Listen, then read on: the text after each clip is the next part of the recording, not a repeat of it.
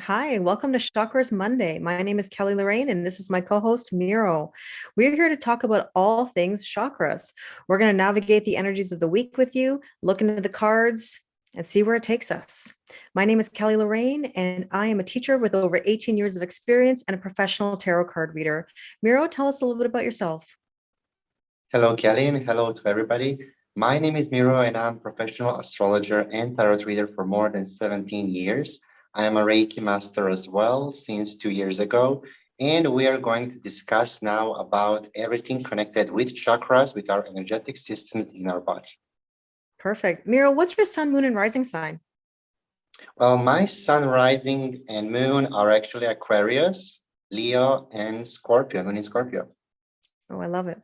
So mine is a Virgo sun, it's a Libra moon, and a Sagittarius rising. I know that people love to know this information, as I do whenever I meet people. So there we go. So let's That take is a our look at spiritual, that is our spiritual ID. That's how of I call it. course. Of course. Who doesn't want to know these details, right? It's like our DNA.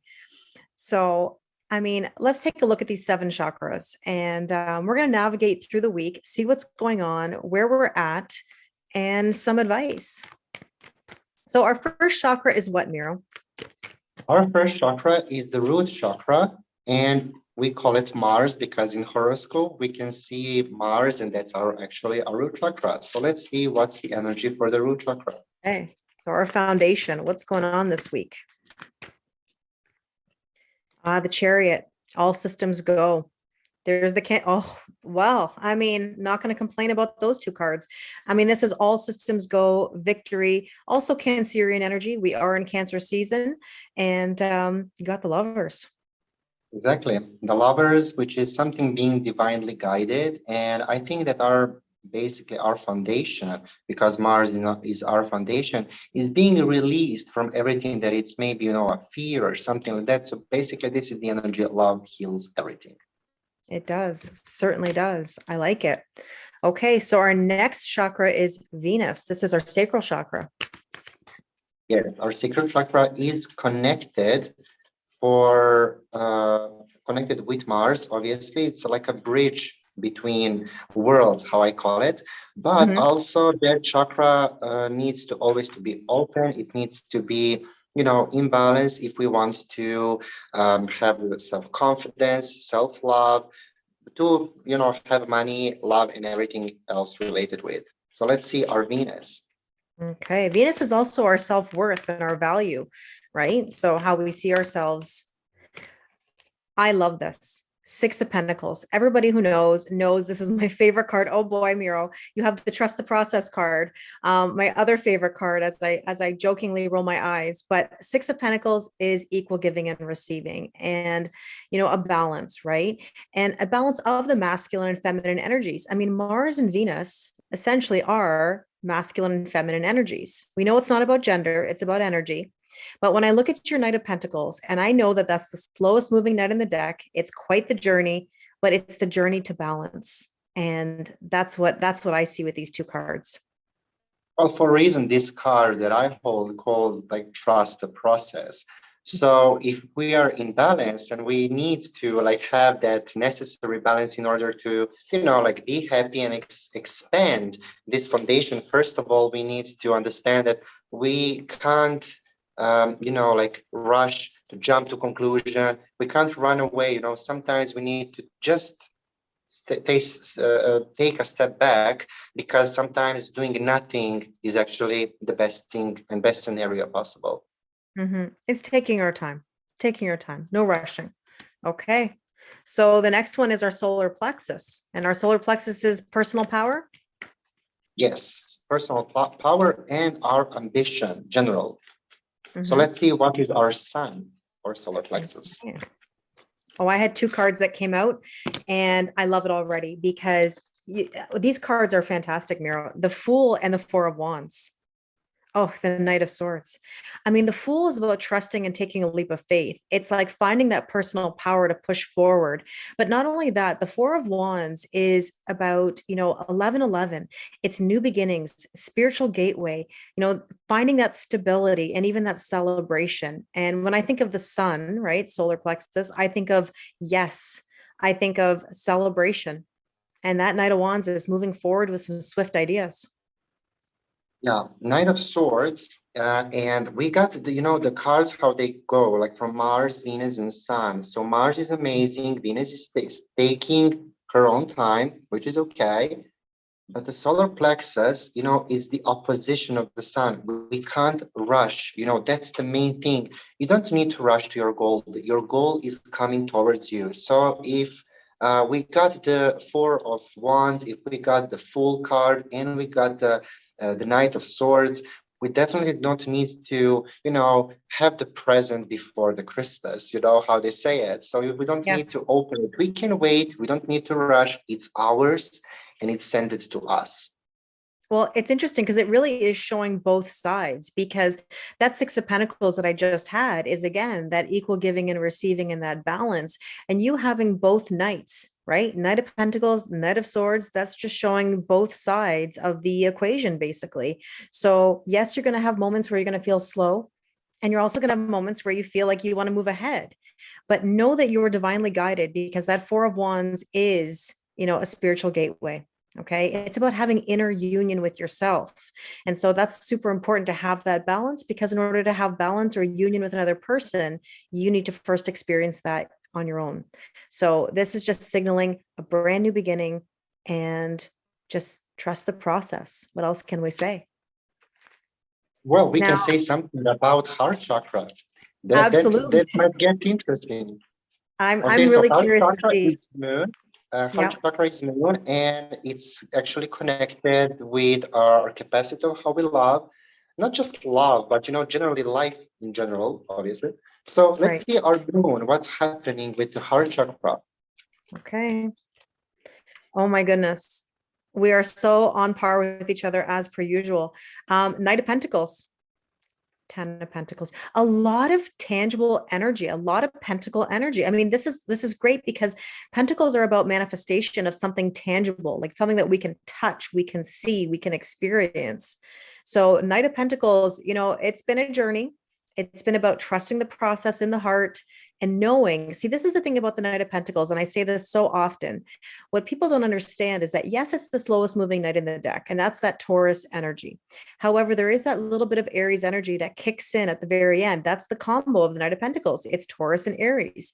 And once it kicks in and moves ahead, that's when you're getting that Ten of Pentacles. Well, Ten of Pentacles is basically, the end, because it's 10. All tens in tarot represent, the ending of cycle.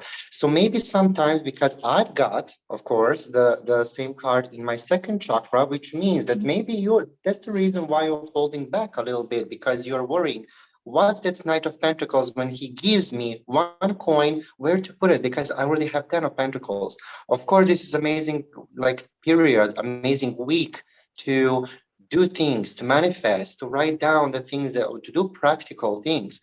But yet, don't have fear to, just accept maybe something new, to accept new opportunities, because this is the card about the abundance, about opportunities, but you need to trust in the process. So basically, your intuition, because we are talking about the moon. What I love about that card that you have there is that it's almost like walking through a door, walking through the gate, to that abundance. And are you ready? That's the question. And we talked about this in our other video, about the full moon. It's the idea that it's one thing to ask for happiness, it's another thing to allow it. So to reiterate, you can step over that line, you can step through that gate to your ultimate abundance here, your tangible wish fulfillment. Now, you don't have to worry about what are you going to do with it once you get it. Just enjoy it. How about that? Because I think most people get to a point where they achieve something and they're already thinking about what is the next step. I mean, a common occurrence in our daily lives or society is, okay, you graduate from school, what's next? You graduate from a post-secondary program, what's next? Or somebody starts dating someone, okay, what's the next step? Oh, you get married, what's the next step? Oh, when are you going to have children? When are you going to do this?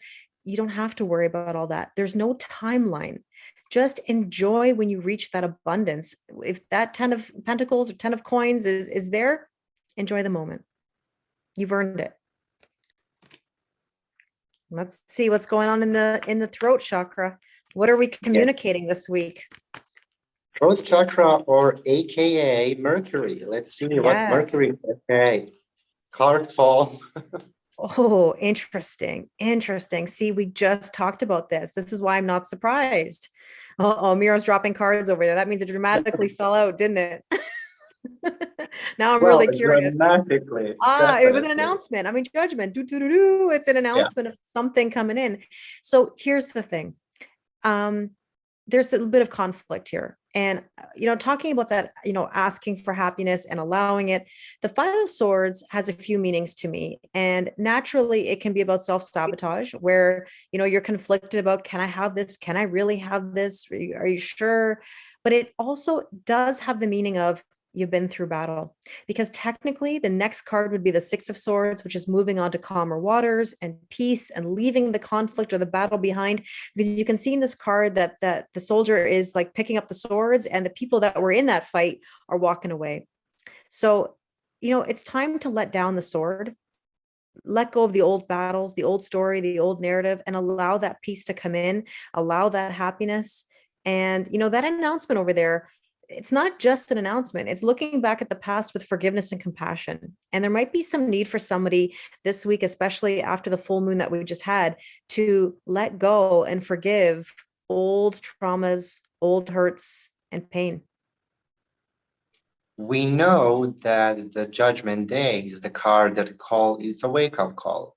This Mm-hmm. calls us for a healing. So in Yeah. order to heal, first of all, we need to know where is the wound. So don't Yeah. turn your head away from anything that happened in your past, regardless if that's a fight, if that's this or that, like who cares? Like the only thing that we need to understand is to move on.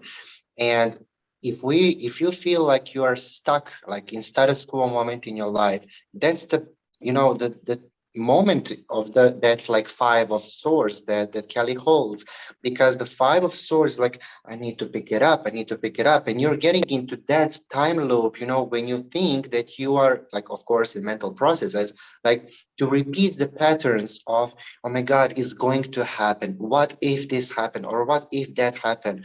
And you just need to let go of everything, and allow this healing to happen, allow you to move on to Six of Swords, which is the calmer waters, as Kelly said. So this is something that is the most important thing, because our collective, the energy of the whole planet, whole world, universe is going into our throat chakra, and the first effect that we see, as an issue or something, is through throat chakra, and after that is going down. So in order to cleanse it, allow it. Mm-hmm. Absolutely. So our next chakra is the third eye. Yes, our Our Jupiter. intuition. Yes. Growth and expansion, right?